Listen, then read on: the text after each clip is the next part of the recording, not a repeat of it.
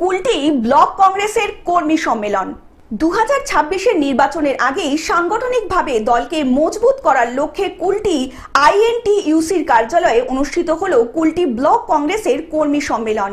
এই সম্মেলনে উপস্থিত ছিলেন কংগ্রেসের জেলা সভাপতি দেবেশ চক্রবর্তী সহ আরো অন্যান্য নেতৃবৃন্দ। ভোটার লিস্টের কাজ হবে 26-এর নির্বাচন, সেই ভোটার লিস্টের উপরেই 2026-এ বিধানসভা নির্বাচন হবে।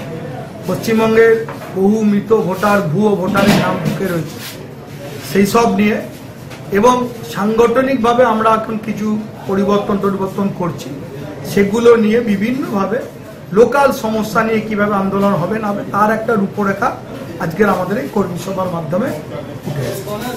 সামনে তো 2026 নির্বাচন রয়েছে, তার আগে কি এটা সংগঠনকে চাঙ্গা করা? একদম 26-এর নির্বাচনকে সামনে রেখে আমরা আমাদের জেলায় বিভিন্ন ব্লকে কর্মী সভা শুরু করেছি এবং সাংগঠনিকভাবে আমরা তার প্রস্তুতি নিতে শুরু করেছি, যাতে 26-এর ভোটে কংগ্রেস পশ্চিম বর্ধমানে একটা ভালো দৃষ্টান্ত স্থাপন করবে। আসানসোল থেকে সৌমিত্র গাঙ্গুলির রিপোর্ট, গ্লোব নিউজ। এখন থেকে গ্লোব টিভি দেখুন আপনার স্মার্টফোনেও। গুগল প্লে স্টোর অথবা অ্যাপল স্টোর থেকে ডাউনলোড করুন গ্লোব টিভি লাইভ অ্যাপ। এছাড়া জিও টিভি অ্যাপ থেকে দেখুন গ্লোব টিভি লাইভ।